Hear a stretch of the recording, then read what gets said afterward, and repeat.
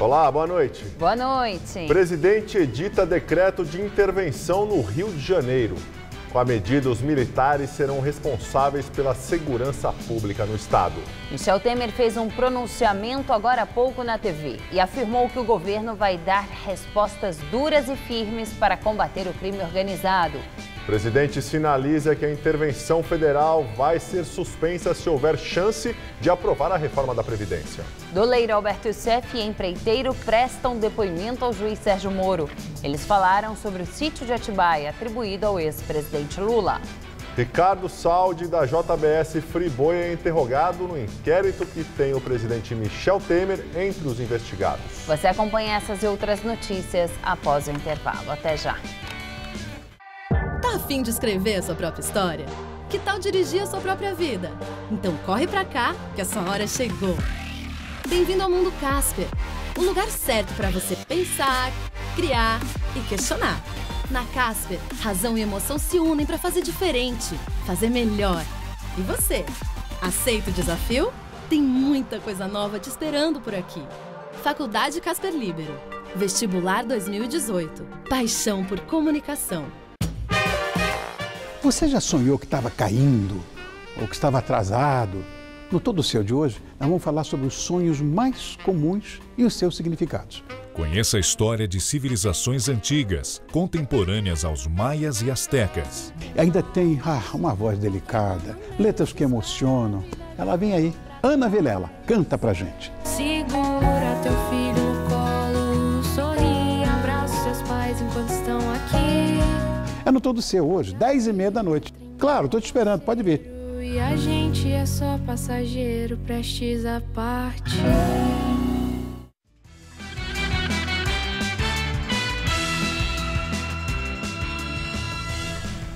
Guarda Civil Metropolitano de Guarulhos é indiciado por agressão a jovem no shopping Higienópolis, no centro de São Paulo. O caso aconteceu na segunda-feira. A arma usada no crime foi entregue hoje. Uma 380 particular do Guarda Civil Metropolitano de Guarulhos, de 34 anos, indiciado hoje por agredir o ator João Pedro Medeiros, de 23, dentro de um banheiro do shopping Higienópolis, no centro de São Paulo, na segunda-feira. O jovem diz que levou coronhadas na cabeça e conta que o agressor dizia que todos os homossexuais iriam morrer. Responsável pelo caso, o delegado Ailton Camargo Braga preferiu não gravar entrevista. Ele esclareceu que em depoimento o GCM assumiu ter agredido João Pedro, mas que ele negou que o motivo tenha sido homofobia. O delegado disse ainda que os dois depoimentos apresentaram versões completamente diferentes. Por isso, uma testemunha que teria ouvido e visto toda a situação de dentro do banheiro está sendo localizada. Até o momento, a polícia tem o primeiro nome desta pessoa. O motivo da agressão por parte do GCM não foi divulgado. De acordo com a investigação, ele entrou em contradição e por isso o delegado confirmou os crimes de injúria qualificada por homofobia e lesão corporal. Se condenado, o GCM pode cumprir pena de 3 meses a 1 ano. As câmeras de monitoramento do shopping ajudaram a polícia a identificar o suspeito. A Corregedoria da Guarda Civil Metropolitana de Guarulhos também acompanha o caso. O shopping Higienópolis diz que colabora com as investigações. O Tribunal de Justiça de São Paulo mandou soltar Jéssica Monteiro, que foi presa por tráfico de drogas com seu bebê recém-nascido aqui na capital paulista.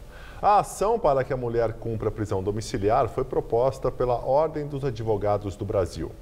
Jéssica teve o filho um dia depois de detida. O juiz do caso manteve na cadeia, numa cela, com o recém-nascido sem qualquer assistência. Jéssica Monteiro, de 24 anos, foi presa pela Polícia Militar no último sábado. No dia seguinte, ela entrou em trabalho de parto.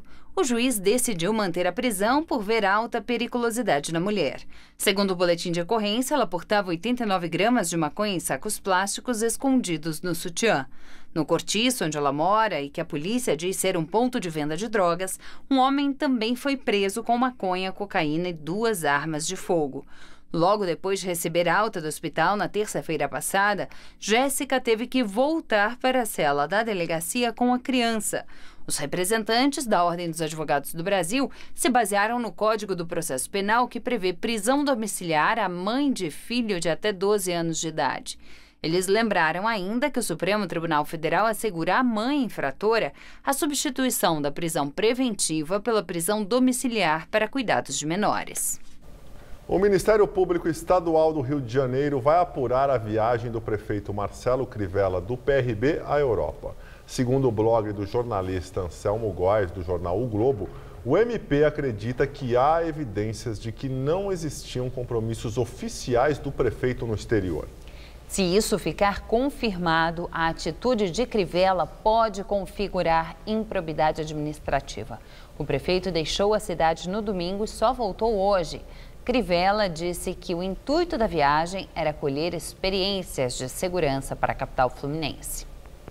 Presidente Michel Temer assina decreto de intervenção federal e segurança pública do Rio de Janeiro passa para os militares. Michel Temer disse que o governo vai dar respostas duras e firmes para combater o crime organizado. A cerimônia ocorreu no Palácio do Planalto. O interventor nomeado por Temer é o general Walter Souza Braga Neto, comandante do Leste. Ele passa a responder pelas polícias civil, militar e pelo Corpo de Bombeiros. E também fica responsável pela chefia da Secretaria de Administração Penitenciária do Estado. O general vai responder diretamente ao presidente da República. A medida vai até o dia 31 de dezembro deste ano. A decisão ainda terá de passar pelo Congresso Nacional em votações separadas, na Câmara e no Senado. Michel Temer comparou o crime organizado com um câncer que se espalha pelo país e defendeu que essa metástase justifica a intervenção no Rio de Janeiro, a primeira desde a Constituição de 1988. Todas as vezes em que as Forças Armadas atuaram eram sempre em conjunto com os governos estaduais. Agora é submissão total das polícias, sem prestar qualquer tipo de satisfação ao governador. Os senhores sabem que o crime organizado quase tomou conta do estado do Rio de Janeiro. É uma metástase que se espalha pelo país e ameaça a tranquilidade do nosso povo. No discurso, o presidente disse ainda que a intervenção federal tem o objetivo de restabelecer a ordem. O governo dará respostas duras, firmes, e adotará todas as providências necessárias para enfrentar e derrotar o crime organizado e as quadrilhas.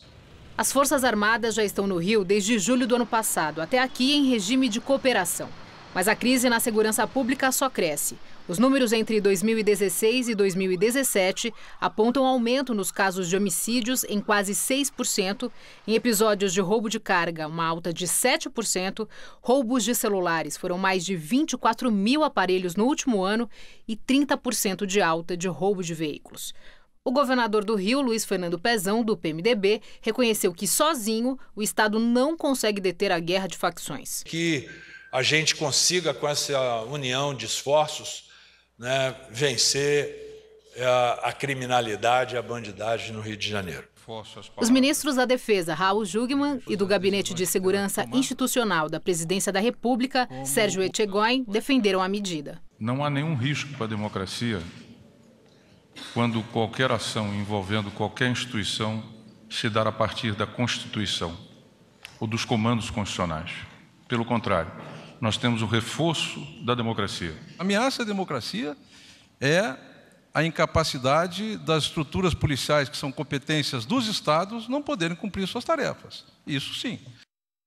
E agora à noite, o presidente Michel Temer fez um pronunciamento em rede nacional de rádio e televisão e reafirmou a emergência no combate ao crime organizado no Rio de Janeiro. Você sabe que o crime organizado quase tomou conta do estado do Rio de Janeiro. É uma metástase que se espalha pelo país e ameaça a tranquilidade do nosso povo. O governo dará respostas duras, firmes e adotará todas as providências necessárias para derrotar o crime organizado e as quadrilhas. Não podemos aceitar mais passivamente a morte de inocentes. Unidos, derrotaremos aqueles que sequestram a tranquilidade do povo em nossas cidades. E agora o comentário de Josias de Souza, direto de Brasília. Segundo a definição do presidente da Câmara, ao decretar a intervenção federal na segurança pública do Rio de Janeiro, Michel Temer deu um salto triplo sem rede. Rodrigo Maia soou categórico. Não dá para errar. O deputado tem razão. E a chance de dar errado é enorme. Na verdade, já começou errado. Redigido em cima do joelho, o decreto de intervenção não foi precedido de planejamento.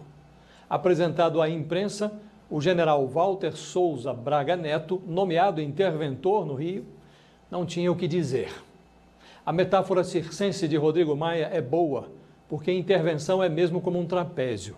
Os envolvidos precisam confiar um no outro de olhos fechados. Não é o que se observa em cena. O próprio presidente da Câmara levou o pé atrás quando foi informado sobre a novidade na noite de quinta-feira. De resto, os espetáculos do Gran Circo Brasil são sempre muito repetitivos. Neles, há meia dúzia de trapezistas e 200 milhões de palhaços. Boa noite. No Congresso, a notícia de intervenção no estado do Rio foi criticada pelos partidos de oposição ao governo Michel Temer. Para o deputado Chico Alencar, do PSOL do Rio de Janeiro, a intervenção federal decretada hoje pelo governo Michel Temer é apenas um jogo de cena político para garantir manchetes a um governo que já entrou para a história como o mais impopular do Brasil, segundo o parlamentar. Esse decreto, essa intervenção é enganosa, a meu juízo. Vamos pensar juntos. Olha só, as Forças Armadas, inclusive os fuzileiros navais, estiveram mais de um ano no Complexo da Maré. E agora a situação lá continua para o sofrimento do povo pobre que ali habita, sem controle nenhum, com poder despótico do tráfico, como em outras áreas ao poder despótico das milícias.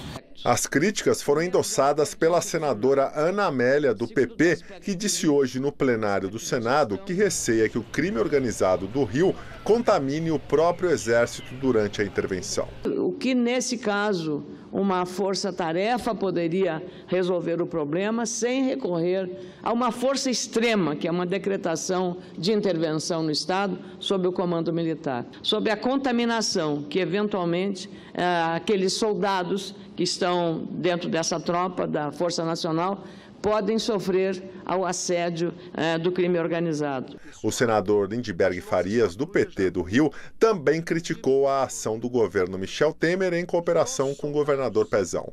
Para o petista, o presidente da República tenta uma manobra de marketing para tirar os escândalos e o fracasso das reformas prometidas da pauta da imprensa. Está na cara para todo mundo que o Temer, com sua impopularidade, com só 6% de aprovação, está tentando girar a pauta, sair da pauta da reforma da Previdência, que era uma pauta desgastante, e tentar recuperar um pouco de popularidade falando nisso, intervenção federal, intervenção militar.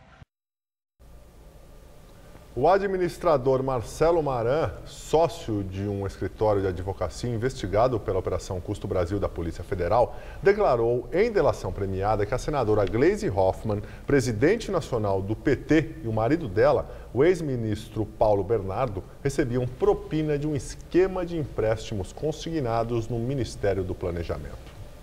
Marcelo Maran foi preso em 15 de agosto de 2016 pela Operação Custo Brasil, um desdobramento da Lava Jato acusado de coagir testemunhas.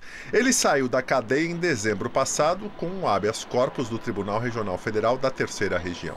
Em delação premiada, o contador detalhou como o escritório dele usou notas fiscais falsas para mascarar despesas de campanha da senadora. Segundo a revista Veja, o dinheiro público de estatais e empresas que financiaram a campanha de Gleisi Hoffmann era usado para pagar despesas pessoais dela e do marido, Paulo Bernardo, ex-ministro de Lula e de Dilma. Se comparar o que era cobrado de outros clientes, 7 milhões e alguma coisa para 3 trabalhos, o escritório jamais cobrou de alguém. O que eram esses valores? Então eram valores destinados ao pagamento de coisas relacionadas a Paulo Bernardo e Gleisi. Foi inclusive comprado um videogame para o filho do Paulo Bernardo, era compra de eletrodoméstico, chaveiro, assim, coisas que eu lembro, né? Maran era o encarregado da contabilidade do escritório de advocacia apontado pelo Ministério Público Federal como responsável pelos repasses ilegais às campanhas. Segundo o delator, parte desses recursos vinha de empresas com contratos de empréstimo consignado no Ministério do Planejamento. Por meio de nota, o Partido dos Trabalhadores anunciou que vai processar a revista Veja por mentir ao público e ofender a honra da senadora Gleisi Hoffmann, presidente nacional do partido. Segundo o PT, Veja trata de denúncias sem fatos e sem provas, a partir de uma delação que teve 7 versões diferentes.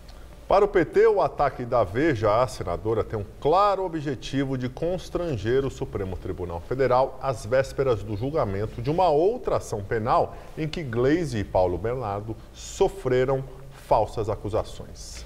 Em Brasília, o ex-executivo do grupo JF, Ricardo Saldi, prestou depoimento à Polícia Federal no inquérito que tem o presidente Michel Temer entre os investigados. A polícia apura suspeitas de corrupção e lavagem de dinheiro na edição de um decreto por Temer relacionado ao setor dos portos. Segundo as investigações, a empresa Rodrimar, que atua no Porto de Santos, foi beneficiada e o presidente teria recebido propina. Temer e a Rodrimar negam.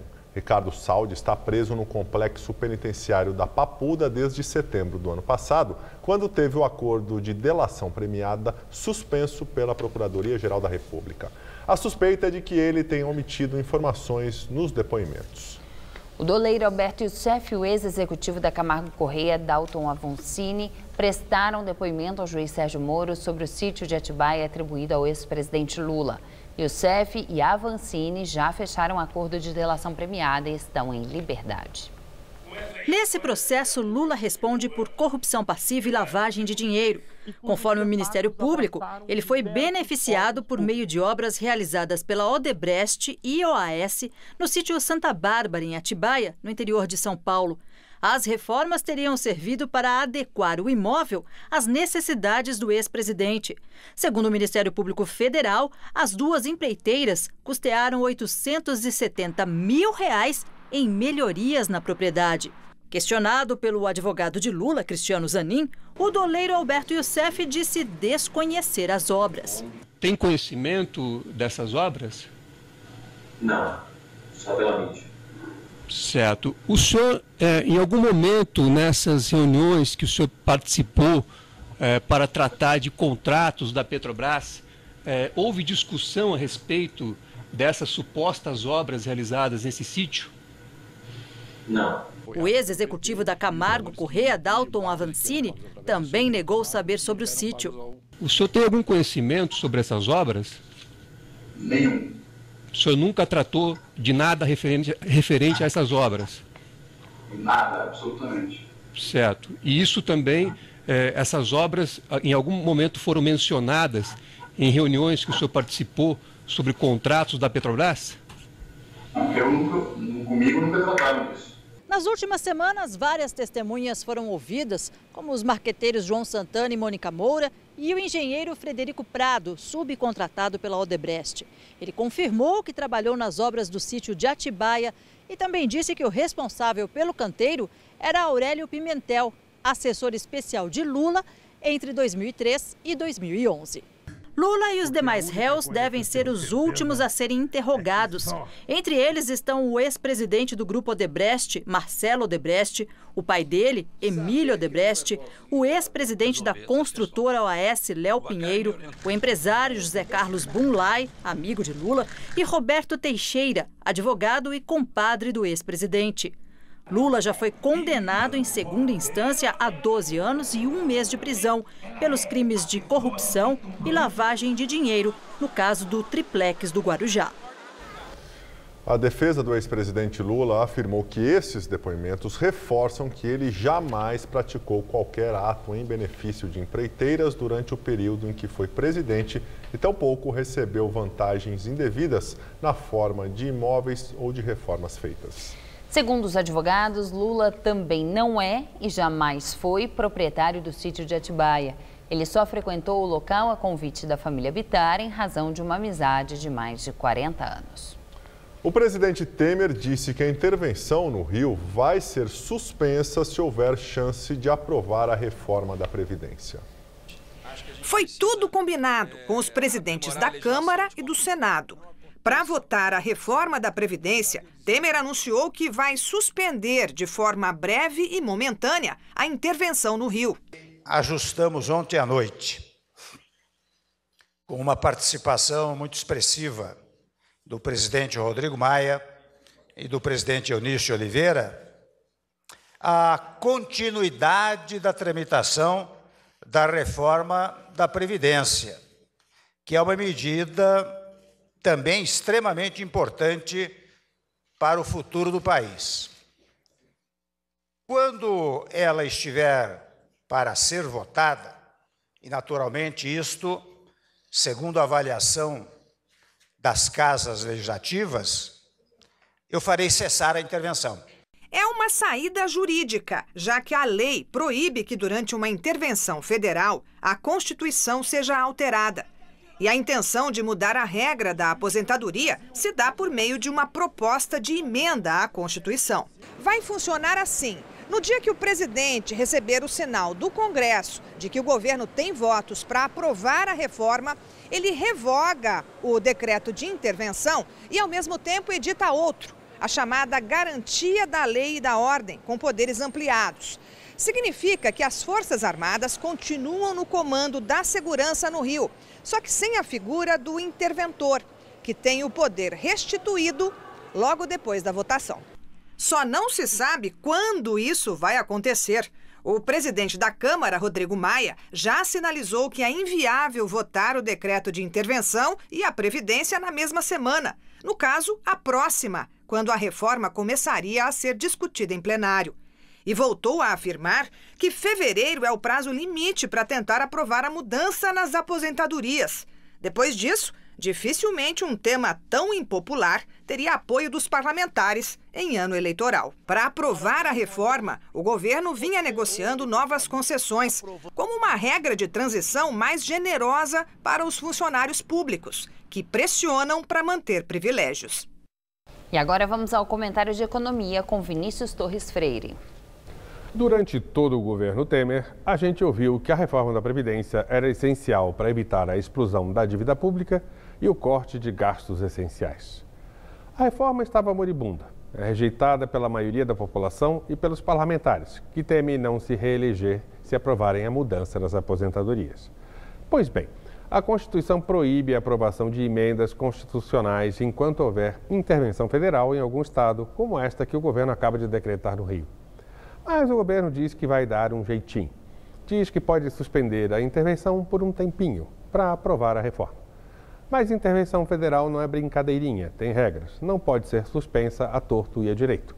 Muito jurista acha que suspender a intervenção para dar um jeitinho e votar a reforma também é inconstitucional. É uma gambiarra. Como ficamos? O governo Temer ainda não deixou claro como vai fazer essa gambiarra. Talvez queira mesmo deixar a reforma morrer. O presidente da Câmara dos Deputados, Rodrigo Maia, deu a entender que não acredita nesse jeitinho. Na verdade, nem mesmo ele acredita que a reforma teria algum futuro. Seja como for, o governo Temer arrumou um jeito de redefinir o debate político no país. Mesmo que a intervenção no Rio fosse uma necessidade, o governo aproveitou-se da situação para lançar seu programa para o resto do seu último ano, um programa eleitoral. O governo já pensava em aparecer com uma agenda positiva, planos e propaganda de ações na área de segurança pública. O objetivo, claro, era diminuir a rejeição do eleitorado, fulo com Temer por causa dessas reformas e da situação econômica ainda péssima. O caos do Rio juntou a fome com a vontade de comer. Boa noite. Os bancários anunciaram greve em todo o país na próxima segunda-feira, dia 19. Segundo o sindicato da categoria, é uma mobilização contra a retirada dos direitos trabalhistas e a reforma da Previdência.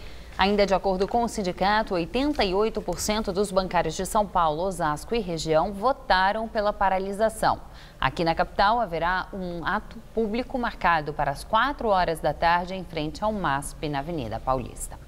A semana vai terminando com muita nebulosidade aqui em São Paulo e temperaturas mais baixas. Mas, de acordo com a meteorologia, já volta a esquentar no fim de semana.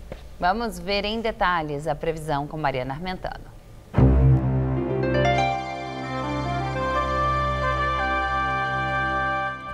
Aqui na capital teremos um final de semana de sol entre muitas nuvens, com previsão de chuvas rápidas durante a tarde e as temperaturas sobem, viu? Amanhã teremos mínima de 18 graus de manhãzinha e máxima à tarde de 28. Aí no domingo os termômetros chegam a bater na casa dos 30 graus, faz bastante calor. E na segunda-feira quase nada muda, calorão de 30 graus e chuvas pontuais a partir do meio da tarde. E nós ficamos por aqui. A edição de hoje pode ser vista no site do Jornal da Gazeta. Um ótimo fim de semana para você. Tchau, Gabriel. Tchau, Juliana. Até segunda. Muito obrigado pela companhia. Tenha um excelente final de semana e fica agora com o Rony Von no Todo Seu. Boa noite.